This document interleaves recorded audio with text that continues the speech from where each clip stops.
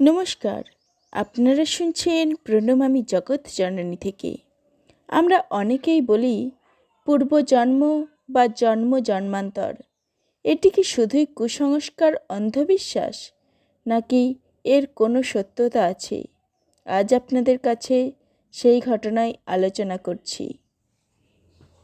সংস্কৃতি প্রসঙ্গে বলতে গেলে এটাই বলা যায়, বাঙালি পূর্বজন্ম ফলে বিশ্বাস করে, আবার করেও না।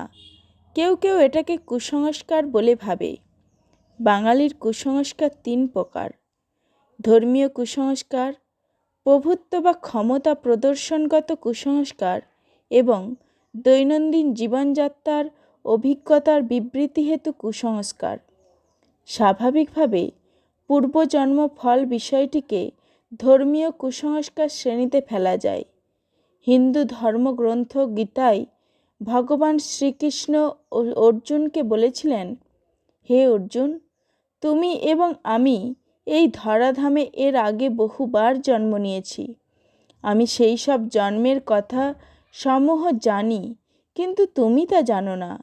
তার মানে শ্রী শ্রী গীতা পূর্বজন্মের তত্ত্ব মেনে নিচ্ছে।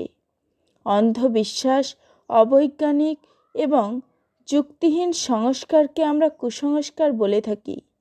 সত্যিই তো, বিজ্ঞান পূর্বজন্ম বা জন্মান্তরকে প্রমাণিত বলে ধরবে না, কারণ এখানে পরীক্ষা, পর্যবেক্ষণ, অনুমিত সিদ্ধান্তে আসার কোনো উপায় নেই।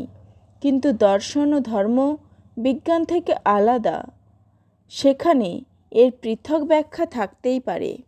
বাঙালি সংস্কৃতির মনে নানা কুসংস্কার দানা বেঁধে আছে, তার কুফল বাঙালি ভীষণভাবে ভোগ করছে।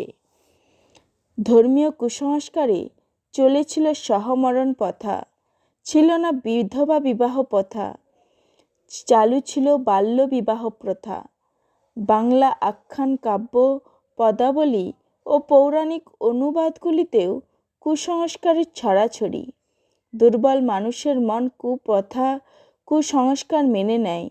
ঠাকুরের মতের ওপর অনাস্থা জ্ঞাপনের ইচ্ছা আমার বিন্দুমাত্র নেই। তিনি তার ঐশ্বরিক ভাবনায় যা ভেবেছেন সেটাই বলেছেন।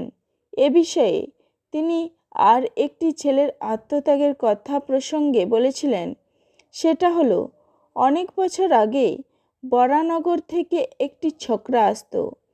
বয়স 20 বছর হবে। যখন আসতো তখন আমার এমন ভাব হতো যে হৃদয়কে ধরতে হতো। সে একদিন আমার পা ছুঁয়ে বললে, আর আসতে পারবো না, আমি চললুম। কিছুদিন পরে শুনলুম সে শরীর ত্যাগ করেছে। এরকম গভীর বিশ্বাস ঠাকুরের ছিল। অন্যদিকে বৃহৎ আরণ্যক উপনিষদে 3 প্রকার কর্মফলের কথা বলা হয়েছে, যথা সঞ্চিত, প্রারব্ধ এবং ক্রিয়ামান। যে কর্মফল পূর্বজন্মে সঞ্চিত হয়ে এ জন্মে ফল প্রদানের জন্য উপযুক্ত অবসর খোঁজে, তাকে সঞ্চিত কর্মফল বলে।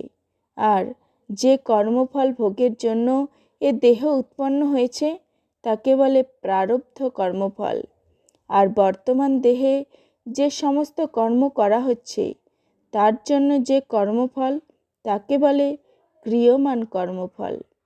এর মধ্যে আত্মজ্ঞানোদয়ে সঞ্চিত কর্মফল নিষ্ক্রিয় বা দগ্ধ হয়।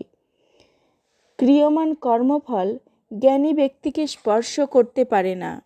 কিন্তু বাঙালি বিশ্বাস করে এ জীবনের ন্যায় অন্যায়ের কাজের কর্মফল এ জীবনেই ভোগ করতে হয়।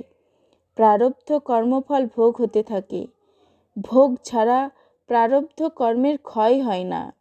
তবে এ জন্মের পুণ্য কর্মে বা জপ তপ বা কল্যাণ কাজের মধ্য দিয়ে প্রারব্ধ কর্মের বদল ঘটানো যায়।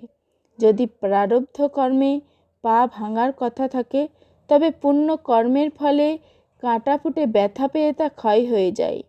একথা শ্রী শ্রীমা সারদা মণির।